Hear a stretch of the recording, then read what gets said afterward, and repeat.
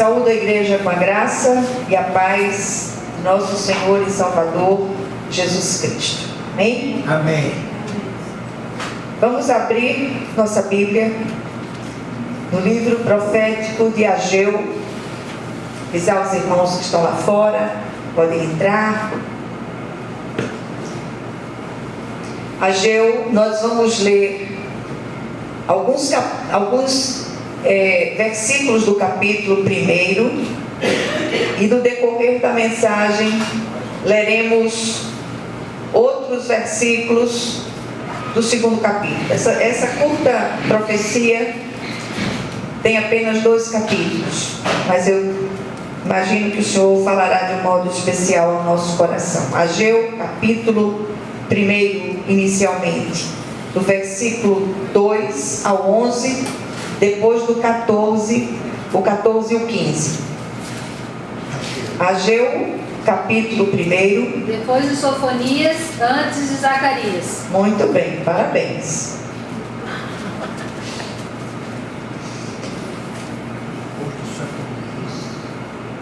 Aí, como dizia o irmãozinho, depois de Sofonias.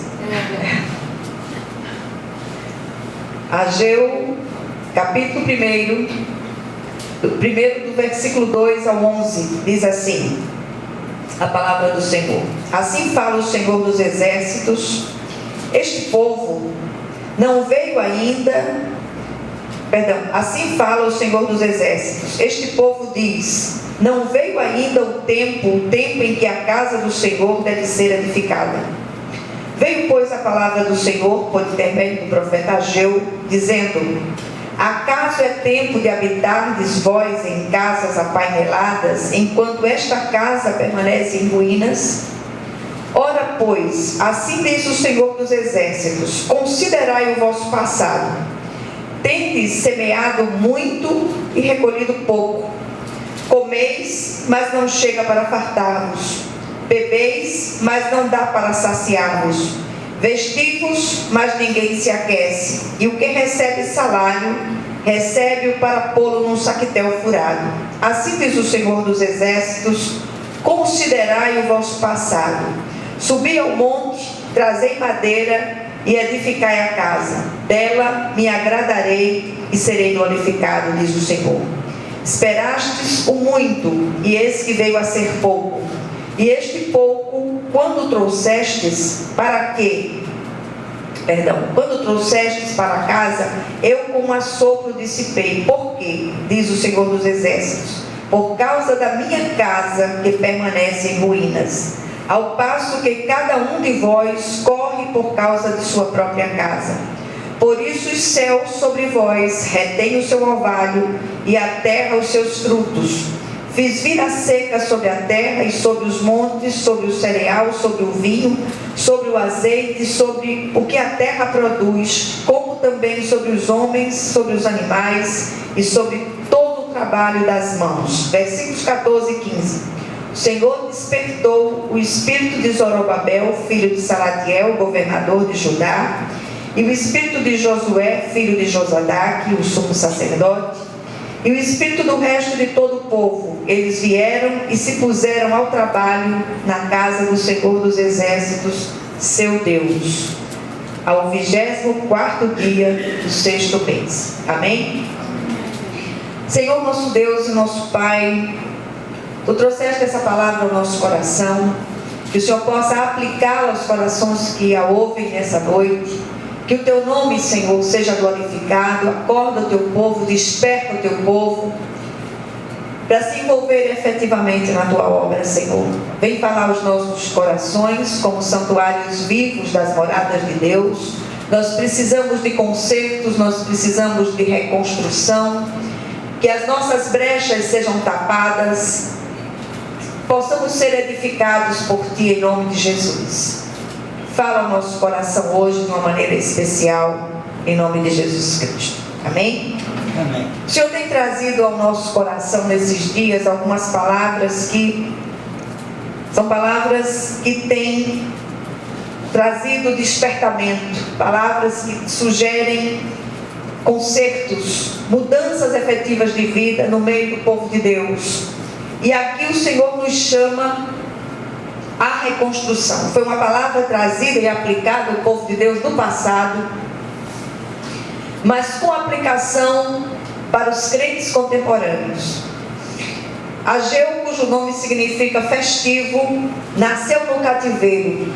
Ele volta a Jerusalém juntamente com Zorobabel, governador de Judá, numa das primeiras expedições.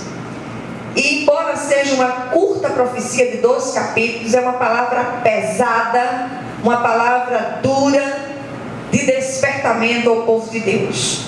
E a dura palavra do Senhor, por meio de Ageu, nesse curto livro, veio exortar o povo do pós-exílio babilônico a consertar os seus caminhos e a reconstruir o templo, a rever o critério de prioridades e se voltar para Ele em obediência e santidade. Então o Senhor aqui, Ele relembra os rigores do cativeiro. Isso nos faz pensar, nos faz lembrar nos rigores da velha vida. Hoje nós fomos alcançados pela misericórdia de Deus. Nós fomos transportados do reino das trevas para o reino do Filho do amor de Deus. Hoje nós não fazemos mais parte da velha vida, não estamos mais no exílio e nos comportamos como se estivéssemos. Esse é o grande problema. Então, o Senhor relembra esses rigores e as sentenças decretadas para os que andam em desobediência. A construção havia sido interrompida, segundo alguns estudiosos, por causa dos samaritanos. Uma vez eu vi uma coisa muito interessante, uma palavra interessante que dizia assim: quando a gente não quer, qualquer desculpa serve. E às vezes eu fico pensando, meu Deus, olha para a igreja, né? Maioria das cadeiras vazias. Se a gente estivesse aqui prometendo prosperidade, se nós estivéssemos aqui pregando coisas misturadas, importadas de outros guetos espirituais, certamente essa igreja estava bombando, como se diz lá fora, né? Mas a gente está trazendo uma palavra da parte de Deus. E ai de mim se subir aqui e trouxer outra coisa qualquer que não seja aquilo que o Senhor coloca no meu coração. Nem sempre as palavras trazidas são palavras que você entrou aqui querendo ouvir, cheio ou cheia de suas razões, suas críticas, mas é aquilo que o Senhor coloca em meu coração. E eu repito, ai de mim se eu não entregar. Algumas coisas chamam a atenção, particularmente nesta pequena profecia, que podem ser aplicadas aos nossos dias, aos crentes contemporâneos. O Senhor não aceita as desculpas daquele povo, daqueles dias, por não se envolver na obra do Senhor, por não reconstruir o templo do Senhor. E aí é impossível a gente não fazer uma analogia, uma comparação entre os crentes do passado e os crentes de hoje. Hoje nós somos os santuários vivos das moradas do Altíssimo. Nós precisamos de reconstrução. Nós precisamos reparar as nossas brechas. Nós somos transportes vivos da vida de Deus. Isso é sério demais. Eu vi outra coisa interessante que dizia assim: quem é você quando ninguém está olhando? É muito fácil a gente ser crente aqui, dentro das quatro paredes da igreja visível. Como tem sido você dentro da sua casa? Como tem sido você no meio da sua parentela? Como tem sido você no seu ambiente de trabalho? Como tem sido você na sua vizinhança? Aí tem aquela velha história que todo mundo conhece, que o menino disse assim: eu queria morar na igreja, porque aqui papai é uma bênção. Isso é sério demais. Quantas situações familiares a gente tem visto ao nosso redor, chegam aos nossos ouvidos cristãos de outras comunidades que vêm trazendo situações que a gente fica estarrecido. E aí eu quero chamar a atenção da igreja nessa noite, aqueles que nos ouvem através do vídeo que está sendo feito, esse pequeno grupo que aqui está, que o Senhor marcou esse encontro conosco hoje. Conserte as suas veredas, conserte os seus caminhos, repare as suas brechas.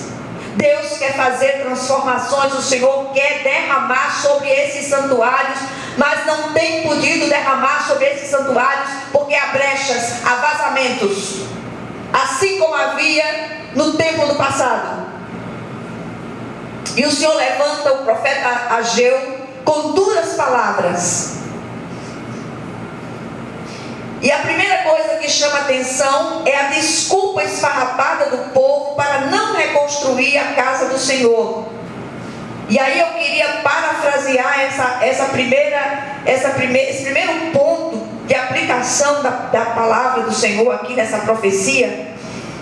E a desculpa esfarrapada do povo para não reconstruir, para não colocar a mão no arado, para não se envolver efetivamente na obra de Deus, na obra de evangelismo, na obra de ensino, quando todos já podiam ser mestres.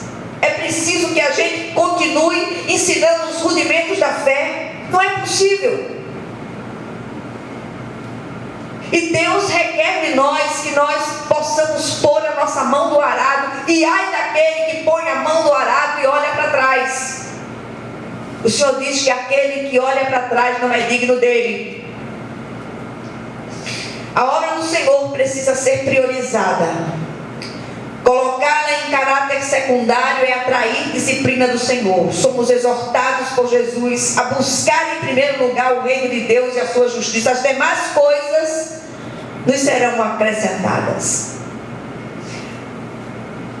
Quando a gente está envolvido na obra de Deus, a gente enxerga o Senhor nas pequeninas coisas.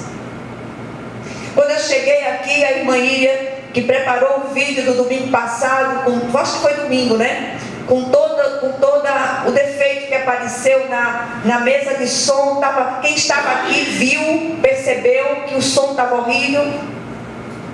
E hoje Iria chega vibrando, dizendo a mim assim: olha, eu fui ouvir para ver se dava para publicar e o som estava perfeito. Glória a Deus por isso, né? É a mão do Senhor, a gente percebendo a mão do Senhor em todas as coisas. O Senhor quer envolvimento. O Senhor não aceita corações divididos.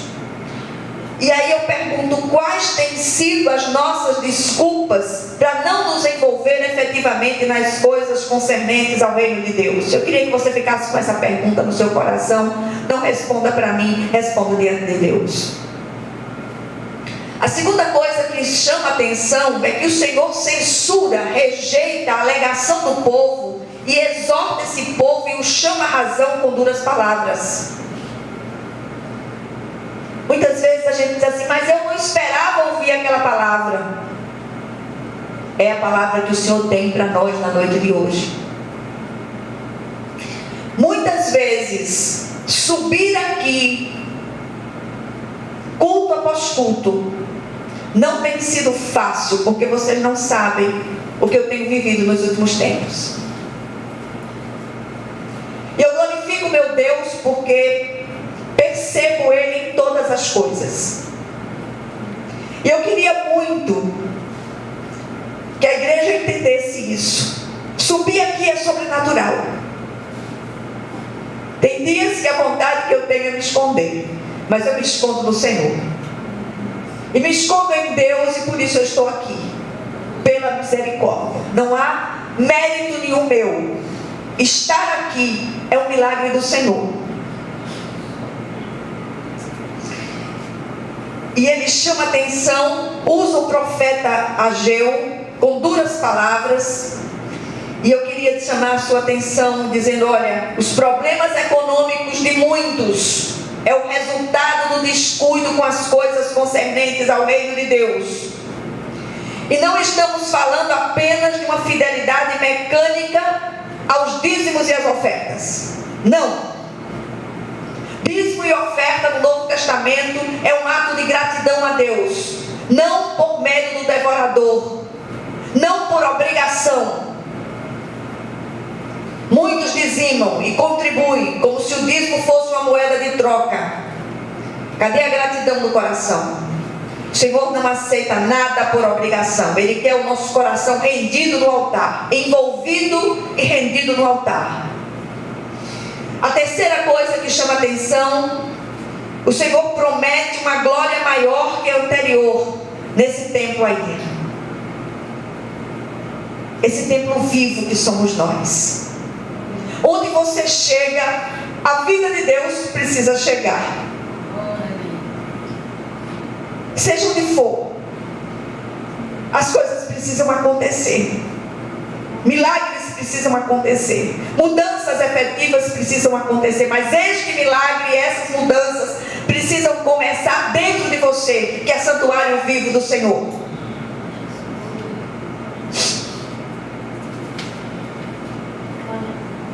Aqui, a gente já vai para o capítulo 2, versículos 2 a 9, diz assim: pergunte ao governador de Judá, Zorobabel, filho de Salatiel, ao sumo sacerdote Josué, filho de Josadaque, e ao restante do povo o seguinte: assim encorajou o governador de Judá, Zorobabel, filho de Salatiel, o sumo sacerdote Josué, filho de Josadaque, e todo o restante do povo, de modo que eles começaram a trabalhar no templo do Senhor dos Exércitos, o seu Deus, no dia 24 do 6º mês, do 2º ano do reinado de Dario. Quem de vocês viu esse templo em seu primeiro esplendor? Comparado com ele, não é como nada o que vocês veem agora?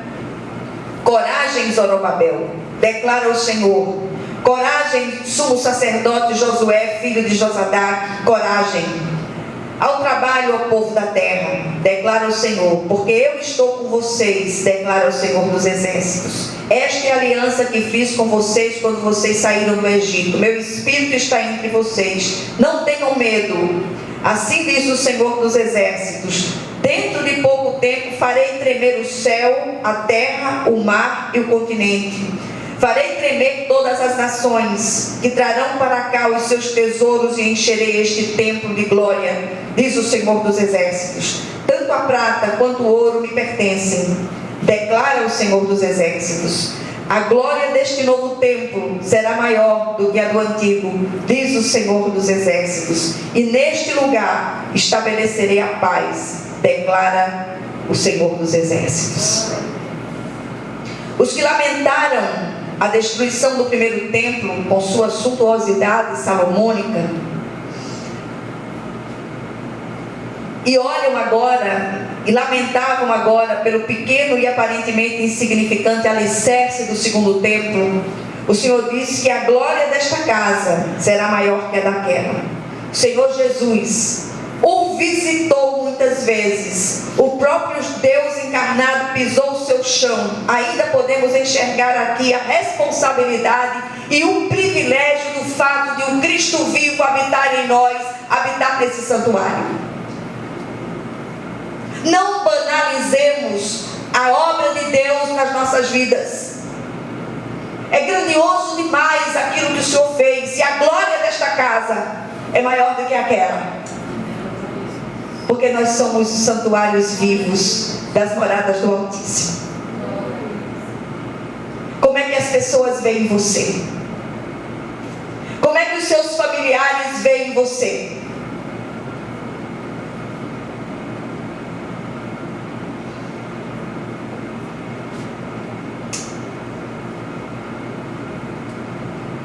Que grande e maior glória é esta? Este é o lugar onde se estabelece a perfeita paz, advinda da reconciliação com Deus por meio do Cristo.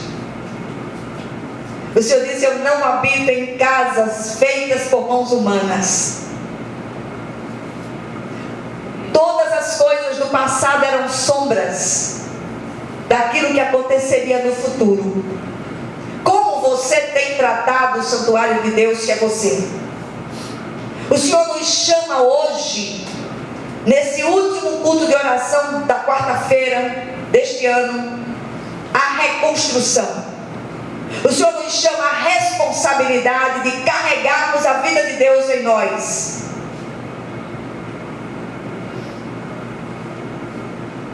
A quarta coisa que me chama a atenção: o Senhor promete estabelecer seu domínio messiânico.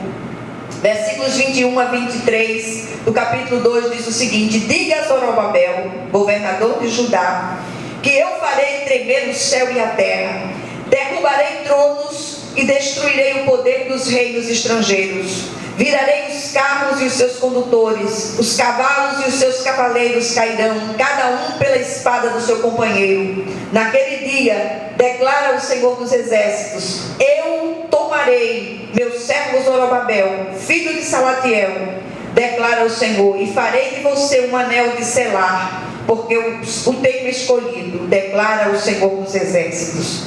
O Senhor constitui Zorobabel, governador de Judá, um ancestral legítimo do Cristo, segundo a carne, vindo da linhagem de Davi.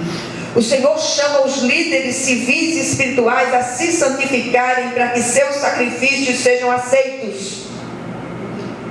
O Senhor nos chama à separação, à santidade, à mudança de vida efetiva. Zorobabel aponta para Cristo em sua missão de renovar a aliança de Deus com a descendência de Davi. Tudo tem se cumprido. Jesus está às portas. E a gente tem dito isso muitas vezes, não é uma profecia como tantas que são ditas por aí, mas é a constatação de um fato apontado pela própria Bíblia Sagrada. E todos os sinais à nossa volta apontam para isto.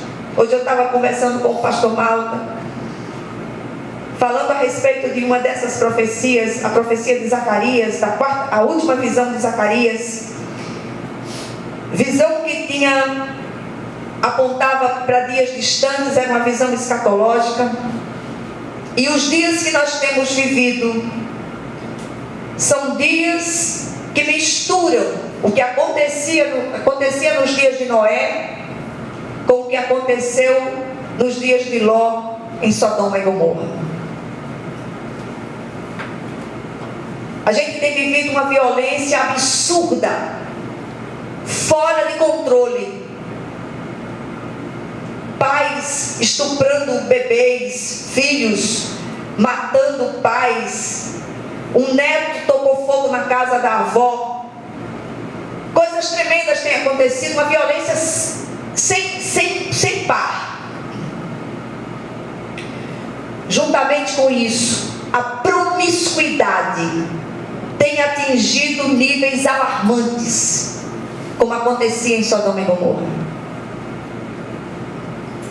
Então o Senhor está vindo, e esse é um dos sinais da segunda vinda. O amor esfriou dos corações, e o povo de Deus precisa fazer a diferença. O povo de Deus precisa ser levantado como santuários vivos das moradas de Deus, porque as palavras, elas já não convencem mais. É o seu testemunho que as pessoas vão olhar.